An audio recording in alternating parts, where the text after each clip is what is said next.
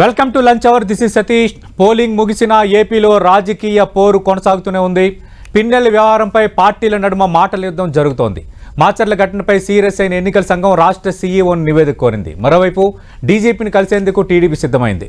మొత్తానికి ఏపీలో political BP పెరిగింది. ఏపీలో బీపీ ఇదే అంశంపై చర్చిద్దాం. ఇవాళ లంచ్ అవర్ డిబేట్లో చర్చలో పాల్గొంటున్నారు వైఎస్ఆర్ కాంగ్రెస్ పార్టీ జాతీయ అధికార ప్రతినిధి రవిచంద్రారెడ్డి గారు, తెలుగుదేశం పార్టీ అధికార ప్రతినిధి విద్యాసాగర్ గారు మదనపల్లి నుంచి లైవ్లో పాల్గొంటున్నారు. రైట్, రవిచంద్రారెడ్డి గారు, అంటే పోలింగ్ ముగిసిన తర్వాత తెలంగాణ చాలా రాష్ట్రాల్లో పరిస్థితులు దాదాపుగా సజావుగానే వచ్చేసాయి, అంటే సాధారణ స్థితికి చేరుకున్నాయి. బట్ ఆంధ్రప్రదేశ్లో పోలింగ్ తర్వాత జరిగిన అల్లర్ల నుంచి నేటి వరకు ఏదో ఒక ఇష్యూ ఫ్లేరప్ అవుతూనే ఉంది.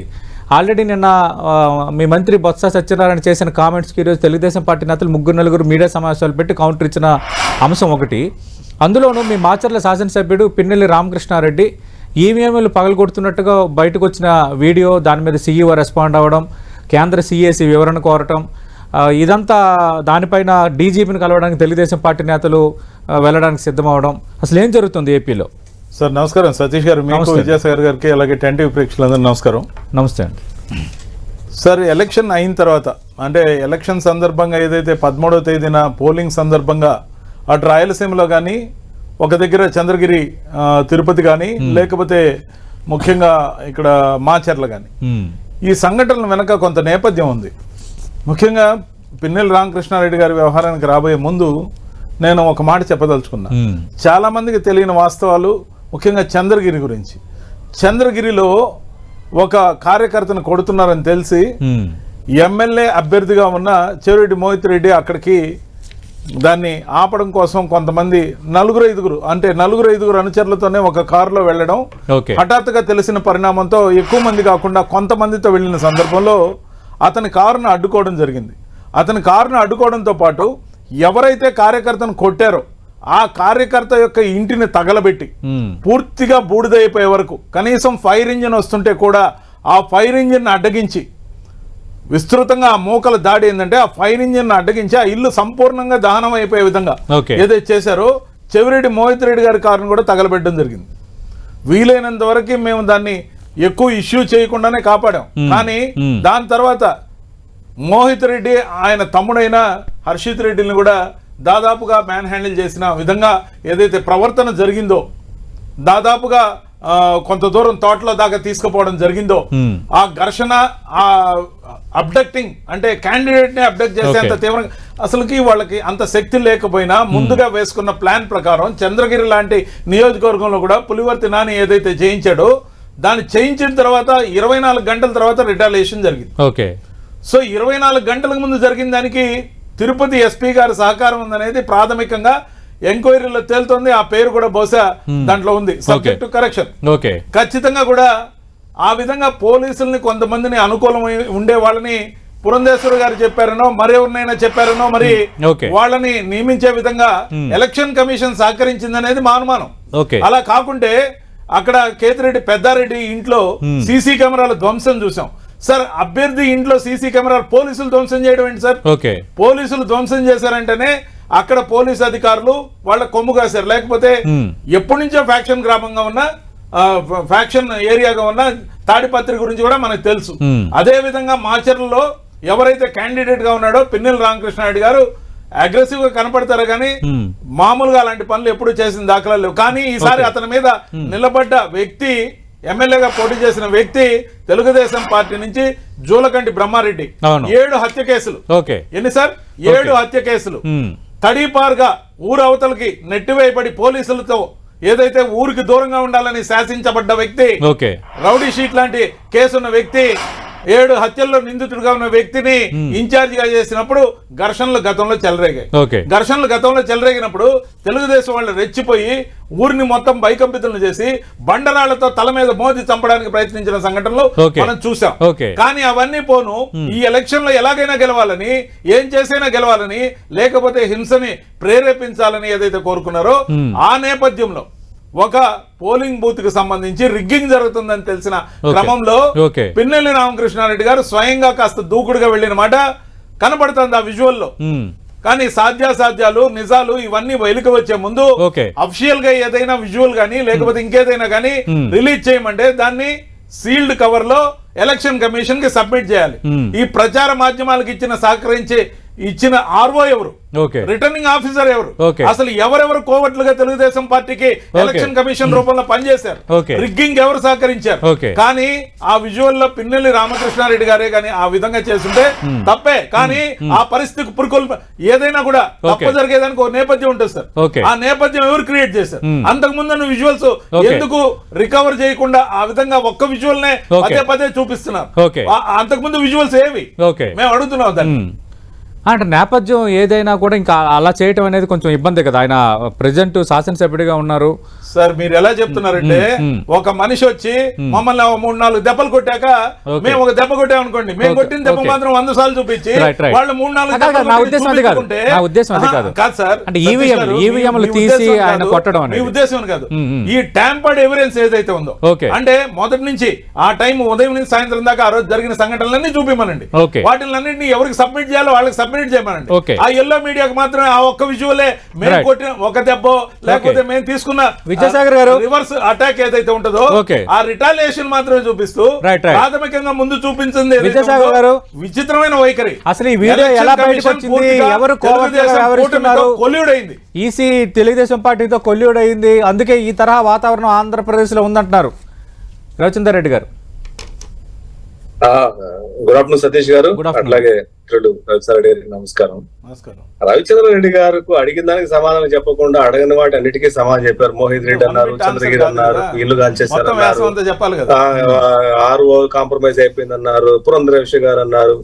ఇవన్నీ అది అన్వాంటెడ్ సబ్జెక్ట్. ఇదంతా కూడా సబ్జెక్ట్ ఏంటి? ఇక్కడ పిన్నెల్లి రామకృష్ణారెడ్డి లాంటి వ్యక్తులు ఎమ్మెల్యేగా పదవిలో ఉండి నేరుగా ఒక పోలింగ్ బూత్ లేకి దూరి అక్కడ ఉన్నటువంటి ఎక్విప్మెంట్ గవర్నమెంట్ ఆఫ్ ఇండియాకు సంబంధించి ఎలక్షన్ కమిషన్ సంబంధించినటువంటి ఎక్విప్మెంట్ పగలగొట్టాడు అనేది, అంటే interruption to the polling and destroying the public property. మూడవది ట్రెస్ పాస్, అన్ని ఉన్నాయి ఇక్కడ.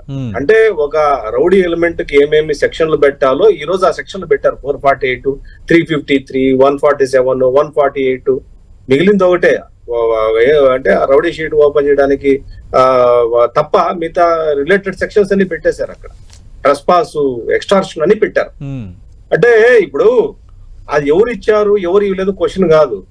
అక్కడ సబ్జెక్టు కంటెంట్ ఏంటంటే జరిగిందా జరగలేదా, మీ ఎమ్మెల్యే అవునా కాదా, ఎమ్మెల్యే ఇప్పటి వరకు ఎఫ్ఐఆర్ ఎందుకు రిజిస్టర్ చేయలేదు, ఎవరు ప్రోద్బలంతో రిజిస్టర్ చేయలేదు ఎమ్మెల్యే మీద ఎఫ్ఐఆర్. ఏమైనా మాట్లాడుతా అంటే మొన్న కూడా నేను చూసాను రవిచంద్ర రెడ్డి గారిది, జూలకంటి బ్రహ్మారెడ్డి 7 మర్డర్ కేసు, అంటే 7 మర్డర్ల కేసుల తర్వాత సపరేట్ పెడితే మొన్న జూలకంటి బ్రహ్మారెడ్డి గారు ఏమైనా ఈ ఎక్స్ట్రా ఈ యాక్టివిటీలో పాల్గొన్నట్టు మీ దగ్గర రుజువులు ఉంటే మీరు కూడా పోయి ఎలక్షన్ కమిషన్ కు సబ్మిట్ చేయండి. ఇప్పుడు క్యారెక్టర్ అంతకుముందు పిల్లల్ని రామకృష్ణ ఏమైనా సచీరుడా? అంతమంది పిల్లలు రామకృష్ణ మీద ఎన్ని కేసులు ఉన్నాయి, ఎటువంటి కేసులు ఉన్నాయి అనేది మా ప్రపంచానికి తెలియదు అన్నట్టు ఆ ప్రాంత ప్రజలకు తెలియదా? ఈరోజు మన మీడియా ముందుకు వచ్చేసి మరి పిల్లలు రామకృష్ణ రెడ్డి చాలా శ్రీరాములు అంటాడు అని చెప్తే మన ప్రజలు నమ్మేదానికి సిద్ధంగా ఉన్నారా? ఎవరు సిద్ధంగా లేరు. బోండా మా నాయకులు బోండా మీద లేకపోతే బుద్ధా వెంకన్న మీద జరిగినటువంటి దాడిగా ప్రజలు మర్చిపోలే. ఆమె దాడి చేసిన వ్యక్తికి మున్సిపల్ చైర్మన్ ఇచ్చేటువంటి ఘన చరిత్ర కలిగినటువంటి వ్యక్తులు, అంటే దౌర్జన్యమే పరమావధి రాజకీయానికి. ఆ వ్యక్తి గురించి వెనకలేస్తూ రావడం ఏంటి? అంటే ఇంత నిస్సిగ్గు కాదు. దొంగలు దొరికిపోతే ఈ రోజు మళ్ళా వాళ్ళ ప్రోత్బలంతో గొడవలు జరిగాయని చెప్పేసి మొన్నటి వరకు మాట్లాడారు. ఎవరు ప్రోత్బలంతో జరిగాయి, ఎవరు దౌర్జన్యం చేశారని చెప్పి కళ్ళ కట్టినట్టు సాక్ష్యాధారాలు దొరికినాయి. ఈ రోజు కళ్ళ కట్టినట్టు చంద్రగిరిలో సాక్ష్యాధారాలు దొరికినాయి, కళ్ళ కట్టినట్టు తాడిపత్రిలో సాక్ష్యాధారాలు దొరికినాయి. ఆ అన్నమయ్య డిస్ట్రిక్ట్ లో పనిచేసేటువంటి రాజంపేట డిఎస్పీ చైతన్య ఎవరి మద్దతుతో అక్కడికి వచ్చి అనంతపురం జిల్లాకు వచ్చాడంటే దిక్కు మొక్కు లేదు. ఇదంతా ఎవరు ప్రోత్బలంతో జరుగుతుంది? ఎందుకు జరుగుతుంది ఇదంతా కూడా? గొడవలు జరిగింది ఎవరు? ప్రత్యేక దొంగ మాచర్లలో దారి తీసిన పరిస్థితులు ఏంటి? అంతకు ముందు వీడియోస్ ఎందుకు ఎక్కడా లేవు? అసలు అక్కడ ఏం జరిగింది అన్న మొదట్లో చెప్పాను. వాళ్ళ దగ్గర సాక్ష్యాధారాలు ఉంటే వాళ్ళు కూడా ఆర్ఓ దగ్గరికి వెళ్ళొచ్చు, లేకుంటే సిఓ దగ్గరికి వెళ్ళొచ్చు, ఈఎస్ఐ దగ్గరికి వెళ్ళాలంటే ఎలక్షన్ కమిషన్ ఆఫ్ ఇండియా దగ్గరికి వెళ్ళొచ్చు. ఆ మొత్తం డేటా అడగచ్చు, రిట్రీవేషన్ అడగచ్చు. వాళ్ళు ఏమన్నా తెలుగుదేశం పార్టీ కార్యకర్తలు గాని నాయకులు గాని ఈ రకమైన దమనకాండకు గాని దౌర్జన్యంగా దిగినట్టుంటే let them go and ask the file FIR against TDP people. నేనేమో కాదని చెప్పట్లేదు కదా. అరే దొంగలు జరిగిపోయిన తర్వాత మనం ఏదంటే అది మాట్లాడి జూలకంటి బ్రహ్మారెడ్డి ఎలక్షన్స్ లో ఆయన మీద దౌర్జన్యం చేసినట్టు గానీ దాష్టికాలు చేసినట్టు గానీ ఎక్కడైనా ఎవిడెన్స్ ప్రూఫ్ ఉంటే yes you go and file FIR. Okay, అంతే తప్ప ఇప్పుడు జూలకొండ బ్రహ్మాండ 7 కేసులు ఉన్నాయి. ప్రతిసారి ఏదో ఆయన బండలు కొట్టి రాళ్ళు నెత్తి మీద చంపాలనుకున్నాడు. ఆ ఇంటెన్షన్స్, మాలిపేడ్ ఇంటెన్షన్స్ ఆయన బ్రెయిన్ లో ఉన్నాయో లేదో తెలియదు కానీ వీళ్ళు కావాలని చెప్పి వైసీపీ వాళ్ళు ఆయన క్యారెక్టర్ అసాసినేషన్ చేసే పద్ధతి ఈ రోజు. అంటే ఇక్కడ మొన్నటి వరకు ఏం వాదించారు, మేము మాకు సంబంధం లేదు, పురంధేశ్వరి ఎక్కడైతే అధికారులు మార్చారో అక్కడ మాత్రం గొడవలు జరిగాయి అనేసి అన్నారు. అధికారులు మార్చిన చోట గొడవలు చేసింది ఎవరు? ఇప్పుడు కళ్ళకి కనపడుతుంది కదా, దొంగలు దొరికిపోయారు కదా ఇప్పుడు కళ్ళకి. గొడవలు చేసింది మీ వాళ్ళు, దౌర్జన్యం చేసింది మీ వాళ్ళు, ఎక్స్టార్షన్ చేసింది మీ వాళ్ళు, ఇల్లీగల్ ట్రెస్పాస్ అయింది మీ వాళ్ళు, గవర్నమెంట్ ప్రాపర్టీ. మీరు టీడీపీ మీద ఆరోపణలు చేశారు, ఈసీ కొల్యూడ్ అయిందన్నారు, కానీ ఇప్పుడు బయటపడుతున్నవి ఏంటి? ఇది టీడీపీ అడుగుతున్న ప్రశ్న. విజువల్ ప్రూఫ్స్, విజువల్ ప్రూఫ్స్ అంటే ఏదైనా విజువల్ ప్రూఫ్ దొరికితే దానికి ప్రామాణికత ఎక్కువ, ఖచ్చితంగా ఎక్కువే. కానీ నేను ఒకటే అడుగుతున్నా, కేతిరెడ్డి పెద్దారెడ్డి ఇంట్లో ఏదైతే సీసీ కెమెరాలు ఉన్నాయో పోలీసులు లాఠీ కర్రలు పెట్టి పగలగొట్టిన విజువల్స్ బయట వచ్చాయా లేదా? ఏం చర్యలు తీసుకుంది ఎలక్షన్ కమిషన్? ఎందుకు అంటే సిటీ ఎంక్వైరీలో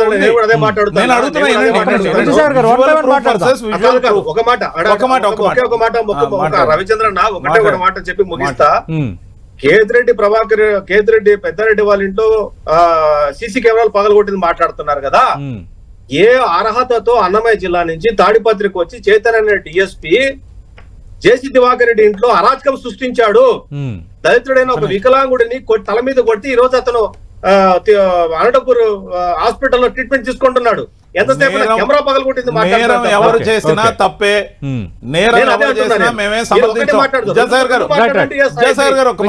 మీరు ఒక ఇష్యూ రైజ్ చేశారు, సమాధానం తీసుకుందాం, ఒక్క నిమిషం. నేరం ఎవరు చేసినా తప్పే, నేరాన్ని మేమే సమర్థించాం. కానీ పోలీసులు విజువల్ ప్రూఫ్ తో సీసీ కెమెరాలని పగలగొట్టిన విజువల్ సర్క్యులేట్ అయిందా లేదా? మరి ఆ సర్క్యులేట్ అయిన విజువల్స్ ని దాని మీద చర్యలేవి? ఏదైతే సిటీ ఈ రోజు ప్రోబ్ లో అనేక మంది పోలీస్ అధికారులతో పాటు సహకరించిన పోలీస్ అధికారులు ఎవరైతే కూటమి వాళ్ళు ఉన్నారో వాళ్ళకి సహకరించిన దాంట్లో ఇప్పుడు డిఎస్పీ చైతన్య గురించి చెప్తున్నారు. ఆయన ఏ అధికారంతో అక్కడికి వచ్చాడో, ఎవరి పర్మిషన్ తో వచ్చాడో, ఎవరి కోసం వచ్చాడో, ఇవన్నీ కరెక్ట్ ఎంక్వైరీలో ఖచ్చితంగా తేలాల్సిందే. తప్పు చేస్తుంటే ఎవరికైనా శిక్ష తప్పదు. అది డిపార్ట్మెంట్ పరంగా శిక్ష, లేకపోతే క్రిమినల్ గా యాక్టివిటీ ఉంటే దానికి తగ్గ సెక్షన్సా లేకపోతే అనేది ఖచ్చితం. ఇంకపోతే ప్రతి దగ్గర ఏ నేపథ్యానికి కారణం ఎవరు? ముఖ్యంగా ఫ్యాక్షన్ జోన్ లో సెన్సిటివిటీ ఉంటుందని తెలుసు. సెన్సిటివ్ ఏరియాగా ఎప్పటి నుంచో తాడిపత్రి, మాచర్ల, గురజాల, లేకపోతే కొన్ని ఏరియాలు ముఖ్యంగా చంద్రగిరి, పొంగనూరు ఏరియాలో కూడా ఈ విధమైన అరాచకాలు జరిగే అవకాశాలు ఉన్నాయని మొదటి నుంచి ఏదైతే అనుకున్నారో, కుప్పంలో అనుకున్నారో, ఈ విధంగా అనేక దగ్గరలో అనుకున్న దగ్గరలంతా ఎక్స్ట్రా ఫోర్స్ ని ఎందుకు పెట్టాలా? ఎవరు పెట్టాలి? పోలీసు యొక్క డీజీపీని మార్చింది ఎవరు? మార్చింది ఎలక్షన్ కమిషన్. ఎవరి కోరిక మేరకు మార్చారు? క్షణాల్లో మార్చారు. అమిత్ షా గారు రాగానే కూటమి వాళ్ళు కోరారు, అమిత్ షా గారు మార్చారు. మార్చిన తర్వాత వచ్చిన వాళ్ళకి పరిస్థితుల మీద ఆకలింపు లేదు, ఎక్కడ పోలీస్ ఫోర్స్ లేదు, సెన్సిటివ్ ఏరియాస్ కావాల్సిన కవరేజ్ లేదు, రక్షణ లేకుండా చేసి, ముఖ్యంగా నేను అడిగిన దానికి ఇంతవరకు సమాధానం లేదు. ఒక కార్యకర్త యొక్క ఇల్లు సంపూర్ణంగా తగలపడిపోయే వరకు ఒక ఫైర్ ఇంజిన్ అడ్డుకున్న దుండకుల్ని ఏమనాలి? అంతేకాదు అభ్యర్థిగా ఉన్న వ్యక్తిని మ్యాన్ హ్యాండిల్ చేయడానికి ప్రయత్నం చేయడంతో పాటు అబ్డక్ట్ చేయడానికి, కిడ్నాప్ చేయడానికి ప్రయత్నించి అతని కార్ని సంపూర్ణంగా తగలబెట్టిన మాట చంద్రగిరి అభ్యర్థి చెవిరెడ్డి మోహిత్ రెడ్డి కార్ని సంపూర్ణంగా తగలబెట్టిన దుష్ట శక్తులను ఏమనాలి? అంటే ఎంతసేపు మాచర్ల హైలైట్ చేస్తున్నారు. మాచర్లో కన్వీనియంట్ గా విద్యాసాగర్ గారు ఏం చెప్పారు? ఆ 7 మర్డర్ కేసులు పక్కన పెడితే ఎందుకు పెట్టాలి? నేపథ్యం ఏంది? అంటే నేర చరిత్ర ఎవరిది? అంటే అంతకు ముందు ఏమన్నా మర్డర్ కేసులు? బ్రహ్మారెడ్డి ఎక్కడ దౌర్జన్యాలు చేయలేదు కదా, అంటే బ్రహ్మారెడ్డి ఎక్కడ ఇలాంటి చర్యలకు పాల్పడితే ఆధారాలు చూపించమని అడుగుతున్నారు. పిల్లి 100 ఎలుకలను చంపిన తర్వాత ఈరోజు పాలు తాగుతున్నాను కాబట్టి నేను శాఖాహారం అంటే ఎలా ఒప్పుకుంటారు? నేర చరిత్ర ఉన్నది ఎవరికి? ఇంతకు ముందు ఏమైనా మర్డర్ కేసులు లాంటివి ఉన్నాయా? క్రిమినల్ కేసులు లాంటివి ఉన్నాయా పిన్నెల రామకృష్ణారెడ్డి గారి మీద? లేవు. కాబట్టి అతని మీద ఆ కేసులు లేవు కాబట్టి దానికి ముందున్న ఎవిడెన్స్, దానికి ఉన్న నేపథ్యం, అంతకు ముందున్న ఏదైతే సబ్స్టాన్షియల్ ఎవిడెన్స్ ఉందో ఎంక్వైరీలో తేలుతుంది. ఈలోగా ఎమోషనల్ అయ్యి ఏదైనా చేశారంటే కట్ అండ్ పేస్ట్ వీడియోలు రిలీజ్ చేయకూడదు. Who released that video? Who is that RO? Everything will come in enquiry. ఈ ఈసీ ఏం చెప్పింది? ప్రతి పోలింగ్ స్టేషన్ లో కూడా ఎలక్షన్ సంపూర్ణంగా శాంతియుతంగా ముగిసిందని, ఎలక్షన్ అయిపోయినాక ఒక్క పోలింగ్ బూత్ లో కూడా ఏది రీపోలింగ్ పెట్టలా. ఇప్పుడు చెప్పమనండి ఎలక్షన్ కమిషన్ ని, ఏది రీపోలింగ్ పెట్టని ఎలక్షన్ కమిషన్ తప్ప కదా? తప్పైతే బాధ్యత ఎవరిది? ముఖేష్ కుమార్ మేన దీని మీద వివరణ ఇచ్చారు, పగలగొట్టారు ఈ విధంగా. ఆల్రెడీ కేంద్ర సిఈసి నాకు వివరణ కోరింది, పోలీస్ బృందాలు పిన్నెల రామకృష్ణారెడ్డి కోసం గాలిస్తున్నాయని. అయితే పగలగొట్టినా కూడా అందులో డేటా ఏమీ అవ్వలేదు, డేటా మాత్రం నిక్షిప్తంగా సేఫ్ గానే ఉంది అనేది ఆయన ఇచ్చిన వివరణ. డేటా ఏం కాలేదు, అప్పుడు దగ్గర జరిగిన రిగ్గింగ్ సక్రమమే అని ఏమన్నా తీర్మానించారా? అంటే ఏం ఒక పోలింగ్ బూత్ లో రీపోలింగ్ పెట్టుంటే ఏమయ్యేది? అంటే రిగ్గింగ్ జరిగిందని వాళ్ళు స్టాండర్డైజ్ చేశారా? అంటే ఎక్కడ కూడా రీపోలింగ్ అవసరం లేకుండా శాంతియుతంగా పోలింగ్ సంపూర్ణంగా ఆంధ్రప్రదేశ్ మొత్తం ప్రతి పోలింగ్ బూత్ లో కూడా సురక్షితంగా సంపూర్ణంగా శాంతియుతంగా మంచి పోలింగ్ జరిగిందని కితాబిచ్చింది ఎవరు? ఈ రోజు ఈ సంఘటన విజువల్ వచ్చింది, కట్ అండ్ పేస్ట్ కాదని ఏ విధంగా నిరూపిస్తారు వాళ్ళు? ఈ సంఘటన జరిగినప్పుడు, ఇంత పెద్ద సంఘటన జరిగినప్పుడు అక్కడ ఆర్ఓ ఏమి 10 రోజుల నుంచి నిద్రపోతున్నాడా? నిద్రపోకపోతే ఈ పాటికి దాని మీద ఎంక్వైరీ జరిగే టైంలో అక్కడ రీపోలింగ్ ఎందుకు జరగలేదు? ఈ సంఘటన ఈ రోజు కాదు కదా, ఈ రోజు 22 పోలింగ్ రోజు జరిగిన ఘటన దాదాపు 22వ తేదీ, దాదాపు 10 రోజులు కావస్తున్న ఇప్పుడు బయటకు రావడం ఏంటి? ఒకవేళ అదే జరుగుంటే అక్కడ రీపోలింగ్ జరగడానికి స్కోప్ ఉండేది కదా. ఆదేశించాలి. ఈసీ ఎందుకు చర్యలు తీసుకోలేదు? ఆ రోజు ఎందుకు ఇన్ఫర్మేషన్ ఇవ్వలేదు? రీపోలింగ్ ఎందుకు ఆదేశించలేదు? కాంగ్రెస్ సర్టిఫికేట్ ఇచ్చింది. రైట్ అడుగుదాం విద్యాసాగర్ గారు. ఇప్పుడు మేము కూడా అదే అడుగుతున్నాం, ఎవరు ఇన్ఫ్లుయెన్స్ తో ఇన్ని రోజులు ఆ వీడియోని తొక్కి పెట్టారు? ఎవరు ఇన్ఫ్లుయెన్స్? ఎవరు కట్ అండ్ పేస్ట్ వ్యాపారం చేస్తున్నారు? ఎవరు ఇన్ఫ్లుయెన్స్? మధ్యలో ఈసీ అన్నట్టుగా తయారైంది ఆంధ్రప్రదేశ్ రాజకీయం. మీ మాటలు బట్టి ఇద్దరు మాటలు బట్టి కాదు అంటే అసంబద్ధమైనటువంటి ప్రశ్న. ఎందుకంటే ఆ వీడియోలో టీడీపీ వాళ్ళు ఉండి వీడియో కనుక బయటకు రాకుండా ఈ రోజు కొత్తగా వచ్చి ఉంటే వీళ్ళు అడిగింటే సమాధానం ఉంటేనే వాళ్ళ మనిషి కదా. ఎవరు తొక్కి పెట్టాలి? వాళ్ళు తొక్కి పెట్టాలి. మేమెట్లా తొక్కి పెడతాం? మేము పిన్నెల రామకృష్ణ మేము వెనకలు వేసుకొచ్చుకోగలమా? వాళ్ళ ఎమ్మెల్యే చేసిన వెధవ పనికి వాళ్ళు వెనకలు వేసుకొచ్చి ఉంటారు, వాళ్ళు మ్యానిపులేట్ చేసి ఉంటారు, వాళ్ళు ఇన్ఫ్లుయెన్స్ చేసి ఉంటారు. కానీ టీడీపీ వాళ్ళు ఇన్ఫ్లుయెన్స్ చేస్తారా? ఎవరు ఏ వీడియోని ఎవరు ఇన్ఫ్లుయెన్స్ చేస్తారండి? మేమదే అడుగుతున్నాం. ఎలక్షన్ కమిషన్ ఆఫ్ ఇండియా ఈ రోజు ఇంతవరకు ఏం గడ్డి బిక్తున్నారా అని అడిగింది. ఇదే చీఫ్ ఎలక్షన్ కమిషనర్ సిఇఓను, రాష్ట్ర సిఇఓని ఎందుకు అరెస్ట్ చేయలేదు? ఎందుకు ఎఫ్ఐఆర్ చేయలేదు? చేయకపోతే ఎందుకు చేయలేదు? కారణాలు ఎఫ్ఐఆర్ చేసి ఉంటే దాని మీద ఉందా? లేకపోతే ఫస్ట్ ఎఫ్ఐఆర్ లో పేరు పెట్టి అరెస్ట్ చేయమని చెప్పింది. మా వ్యక్తి కాదే, మేమెందుకు వెనకాలేసుకొస్తాం? మాకేం సంబంధం? ఎంత విచిత్రమైన వాదన చూడండి ఇదంతా కూడా. ఎలక్షన్ కమిషన్ ఎవరికి ఫేవర్ చేసినట్టు? ఇక్కడ వైసీపీలకు ఫేవర్ చేసిందా, మాకు ఫేవర్ చేసిందా? అంటే వీళ్ళు చెప్పేది ఇన్ని రోజులు బోగస్ మాటలు అర్థమైపోయింది కదా సతీష్ గారు మనకు. ఏంటంటే ఎలక్షన్ మారిన చోట గొడవలు జరిగాయి. గొడవలు ఎవరు చేశారంటే వైసీపీ వాళ్ళే చేశారు గొడవలు. ప్రత్యక్షంగా ఈవీఎం పగలగొట్టేసిన వాళ్ళు మాట్లాడుతున్నారు. విషయం చెప్పా కానీ ఒక్క మాట కూడా దాంట్లో మాట్లాడలే. ఏదో కట్ అండ్ పేస్ట్ వీడియో చూస్తున్నారు. ఎలక్షన్ కమిషన్ గివెన్ దెమ్సెల్ఫ్ అన్న అక్కడికే వస్తున్నా కాదు ఎలక్షన్ కమిషన్ క్లియర్ గా స్టేట్మెంట్ ఇచ్చింది. ఎలక్షన్ అయ్యాక 13వ తేదీ ఎలక్షన్ ప్రశాంతంగా ముగిసింది. ప్రక్క దగ్గర కూడా చిన్న సంఘటన జరగలేదు, ఎటువంటి ఆటంకాలు లేకుండా పోలింగ్ సంపూర్ణంగా ముగిసింది అని చెప్పిన తర్వాత ఈ రోజు అది బయట వస్తుంది అంటే మీరు ఎక్కువ డబ్బు మేనేజ్ చేస్తారా? ఎక్కువ డబ్బు ఇచ్చేమన్నా కట్ అండ్ పేస్ట్ వీడియోలు తయారు చేశారా? చెప్పాలి. కట్ అండ్ పేస్ట్ వీడియో కాకపోతే ఏ విధంగా దాన్ని మీరు ఇప్పుడు రిలీజ్ చేశారు? మీకు అలవాటే కదా. కాదు భవన నిర్మాణ కార్మికుల వీడియో నకిలీ, భవన నిర్మాణ కార్మికుల వీడియో నకిలీ రైతులతో వీడియో, మీరు మార్పింగ్లు కట్ అండ్ పేస్ట్లు మీకు అలవాటు. తెలుగుదేశం పార్టీకి అలవాటు అయిపోయింది. ఇప్పుడు నిజాలు బయటపడేటప్పుడు మీరు ఊరికే ఇంటరప్ట్ చేయడం వల్ల ఉపయోగం ఉండదు. నిజాలు బయటపడుతున్నాయి కదా ఒక్కొక్కటి. మీ ఎమ్మెల్యేని రక్షించే బాధ్యత మీకుంటది కానీ మాకుంటదా? దీనికి జవాబు చెప్పడానికి వేరే వేరే విషయాలు మాట్లాడతారు. చంద్రగిరి విషయం మాట్లాడతారు. విద్యాసాగర్ గారు నేను అదేనండి, ఎవరు తొక్కి పెట్టారు? కట్ అండ్ పేస్ట్ వీడియో అధికార పార్టీలు ఉండే వాళ్ళు తొక్కి పెట్టారు. ఎలక్షన్ కమిషన్ ఎక్కడ అలాంటి గొడవలు జరగలేదు. ఇది cut and paste video. This is only with maligned intention to malign our image. Election commission తప్పు పట్టాల్సిన అవసరం ఉంటే పట్టుకోండి. మేమేం చేస్తాం? దయచేసి ఇప్పుడు ఆయన ఒక ప్రశ్నకు ఆయన దగ్గర సమాధానం లేక ఇంకో విషయానికి వెళ్తున్నారు. 2 విషయాలు అడిగారు ఆయన. 2 విషయాల సమాజం రెడీగా ఉన్నా నేను. చంద్రగిరిలో మోహిత్ రెడ్డి గారి గురించి ఆ రామిరెడ్డిపల్లి అనుకుంటా సబ్జెక్టు కరెక్ట్, అది రామిరెడ్డిపల్లి. అది ఆ రామిరెడ్డిపల్లిలో గొడవ జరిగితే పోలీసు వాళ్ళు ఆ రోజు రాత్రి ఫైర్ ఓపెన్ చేశారు. ఆన్ రికార్డ్ ఫైర్ ఓపెన్ చేశారు పోలీసు వాళ్ళు. ఆ రోజు ఫైర్ ఓపెన్ చేశారు ఇరుపక్షాలకి. సబ్జెక్టు పల్లె పేరు నాకు కరెక్ట్ లేదు. ఫైర్ ఓపెన్ చేశారు. ఆపిన దుర్మార్గుల్ని ఏమనాలి? ఫైర్ ఓపెన్ చేశారు అంటున్నా నేను. అభ్యర్థి కారుని సంపూర్ణంగా కాల్చివేయడాన్ని ఏమనాలి? ఎమ్మెల్యే క్యాండిడేట్ ని ఆయన తమ్ముడిని ఏమనాలి? మీ ఫిర్యాదులు వాళ్ళ ఫిర్యాదుల మీద ఆల్రెడీ దర్యాప్తు చేసింది, 150 పేజీల నివేదిక ఇచ్చింది. ఈ రోజు వీడియో బయటకు వచ్చింది. దయచేసి నన్ను మాట్లాడియండి, దయచేసి నన్ను మాట్లాడియండి, నేను చెప్తా కదా. ఆ రోజు ఫైర్ ఓపెన్ చేశారు, అదే ఏ ఇల్లు అయితే తగలబడిపోయిందన్నారు. గ్రామం ఇర్రెస్పెక్ట్ ఆఫ్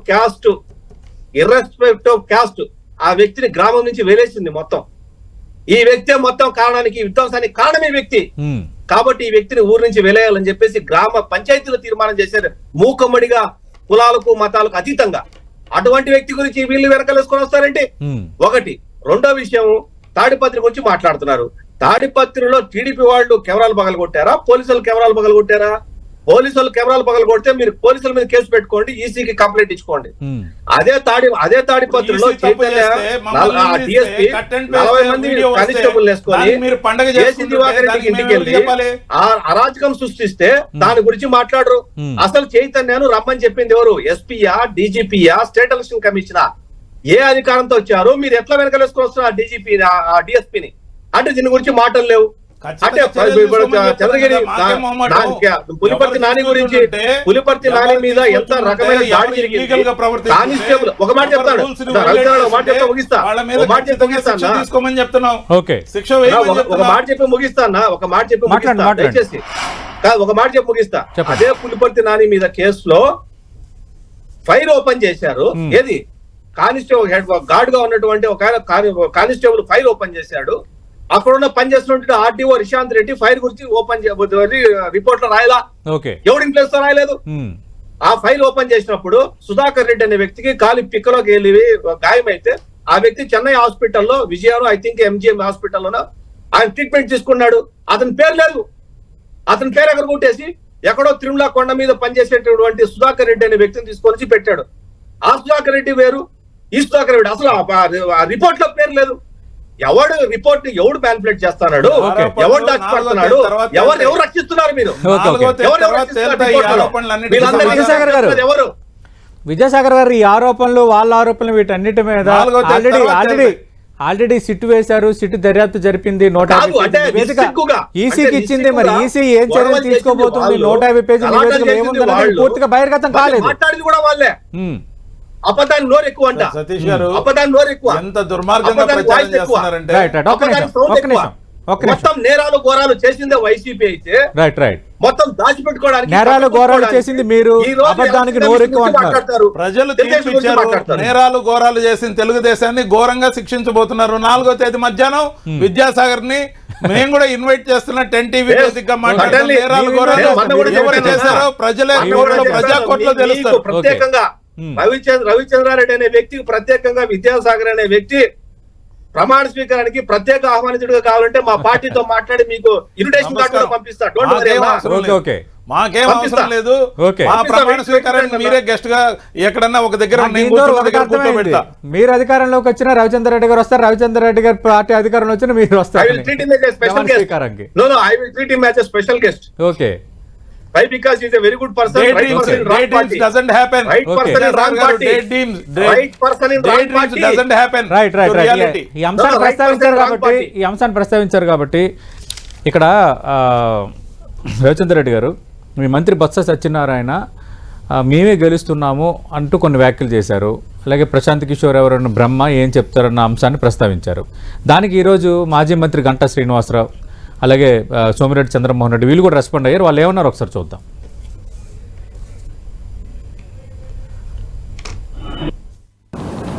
ఎన్నిక అనేది ఏకపక్షంగా కూటమి వైపు ప్రజలు మొగ్గు చూపారనేది మనకు అర్థమవుతా ఉంది. దానికి అంతకుముందు జరిగిన పోస్టల్ బ్యాలెట్లో కానీ అలాగే పర్సంటేజ్ ఆఫ్ పోలింగ్ ఎక్కడ చూసినా కూడా గతంలో కంటే కూడా 2-3% మినిమం ఎక్స్ట్రా, కొన్ని చోట్ల అయితే 10%, 11% కూడా ఎక్స్ట్రా పోలేదు. అంటే ప్రజల్లో ఒక కసి, ఈ ప్రభుత్వానికి ఎట్టి పరిస్థితుల్లో కూడా బై చెప్పాలన్న ఒక ఆలోచన, వాళ్ళ కసి ఆ ఓటింగ్లో కనిపించింది. ఖచ్చితంగా షాక్ అవుతారు, ఎందుకంటే ఆ రిజల్ట్స్ అంత ఏకపక్షంగా కూటమి వైపు రాబోతా ఉంది.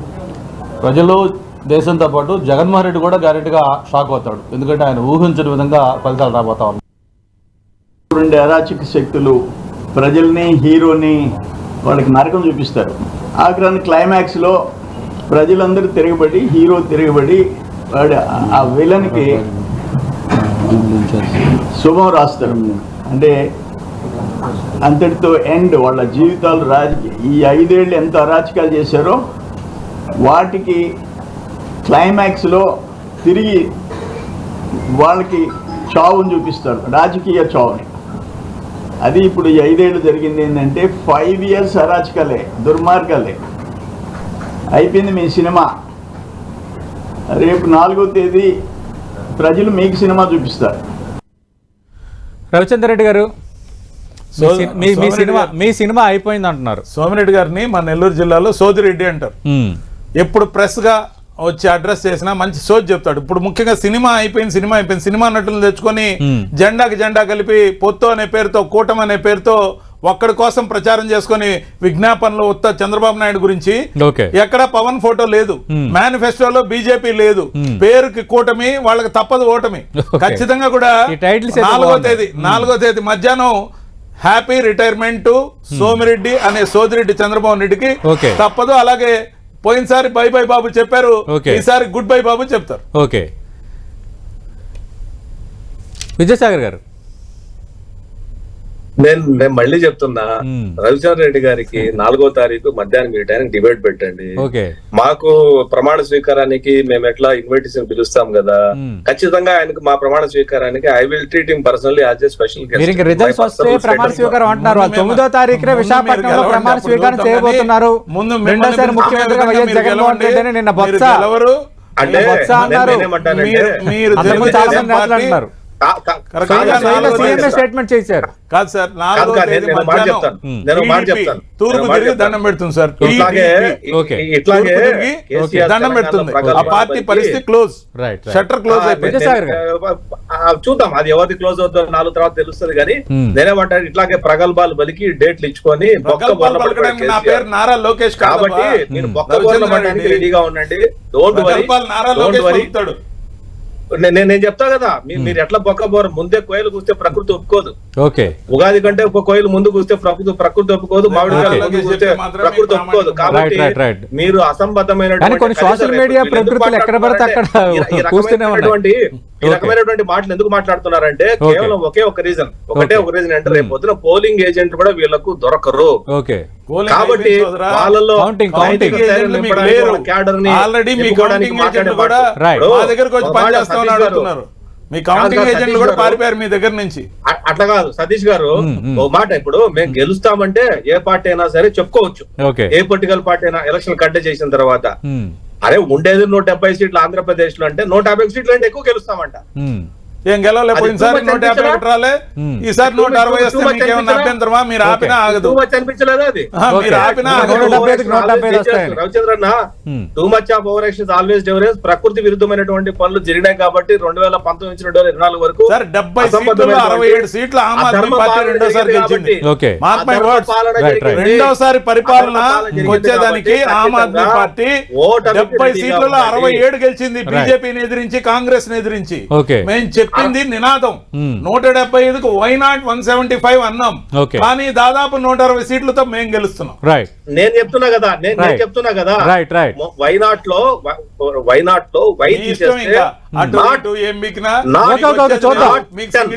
చూద్దాం. మీరు బిగ్ నెంబర్ చెప్తున్నారు.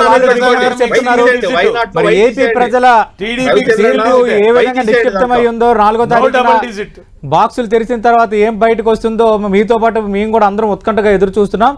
కానీ ఈ మీన్వైల్ టైంలో ఏ రాష్ట్రంలో లేనట్టుగా ఈ రాజకీయపరమైన అంశాలు, అల్లర్లు, సిట్టు వేయటం, మళ్ళీ ఇలాంటి వీడియోలు రావటం, మళ్ళీ దీనిపైన మాటలేదు, ఈ గందరగోళం చోటు చేసుకోవటం అనేది మరి ఆంధ్రప్రదేశ్లో ఎప్పుడు కనిపించిన పరిస్థితి ఇప్పుడు కనిపిస్తుంది. చూద్దాం, ఇది కూడా సద్దుమణగాలని కౌంటింగ్ టైంకి మనం అందరం కోరుకుందాం. థ్యాంక్ యూ విజయసాగర్ గారు, థ్యాంక్ యూ రవిచంద్ర రెడ్డి గారు. ఇది వాటి లంచ్ అవర్ డిబేట్.